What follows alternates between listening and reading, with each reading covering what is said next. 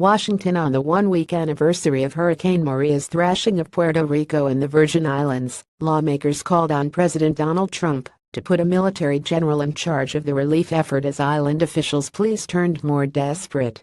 The lawmakers, led by Representative Nydia Velázquez, New York, who is originally from Puerto Rico, sent a letter Wednesday signed by 145 Democratic members of Congress urging the president to assign the senior general, deploy the USS Abraham Lincoln aircraft carrier and increase personnel to assist local law enforcement. The request is not unprecedented. Russell Honner, a now retired three-star general, was put in charge of Hurricane Katrina's response after the Bush administration and state and local agencies were seen as mismanaging relief. As you know, the Department of Defense has additional capabilities that could help alleviate suffering in Puerto Rico and the Virgin Islands and prevent this catastrophe from worsening, the lawmakers said in their letter. Assigning a general to command the relief would allow that general to coordinate interagency efforts. Speaking on MSNBC's Rachel Maddow Tuesday night, San Juan Mayor Carmen Yulín Cruz issued what she said was a big SOS. She described disarray in the relief effort, saying many rescuers had been left without marching orders and medics had waited for 2 days before being briefed. The red tape needs to be ripped off, as if it were a band-aid, she said. There are boots on the ground, but those boots need to start walking. In a news release publicizing the lawmakers' letter, Velázquez noted that Trump congratulated his administration on its response to Hurricane Maria at a news conference Tuesday. If President Trump doesn't swiftly deploy every available resource that our country has, then he has failed the people of Puerto Rico, and this will become his Katrina. Every second in this effort counts, and the stakes are too high for further delay, inaction or inefficiency, Velázquez stated.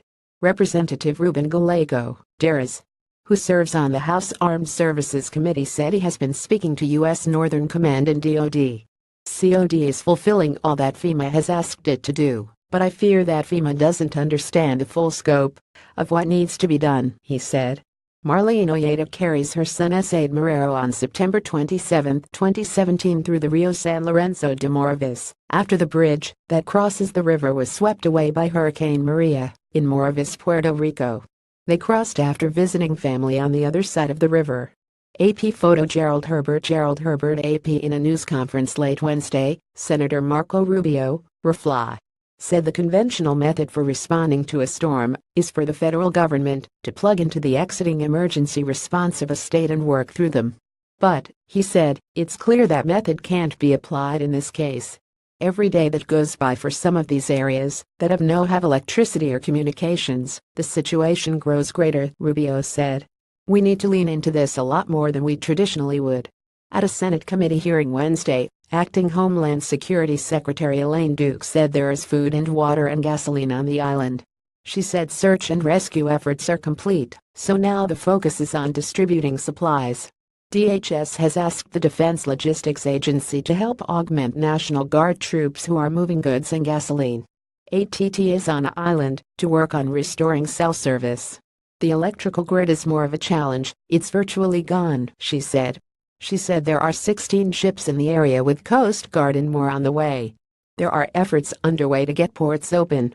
What DoD is doing is helping us get the supplies there and helping us open access roads, she said. A brigadier general is on site to coordinate on the ground, she said. Related, what is the Jones Act? Opponents to 1920 law argue it's worsening Puerto Rico's crisis, she said. Trump's decision to waive regulations requiring Puerto Rico to match FEMA disaster relief funds has been critical to getting industry into Puerto Rico. The electrical industry and others didn't want to go there unless they knew they were going to get paid, and this has allowed us to mobilize industry to move forward. However, Senator Claire McCaskill, Mo, said that waiver regulation should have been done when the hurricane hit, given Puerto Rico's already crippled economy.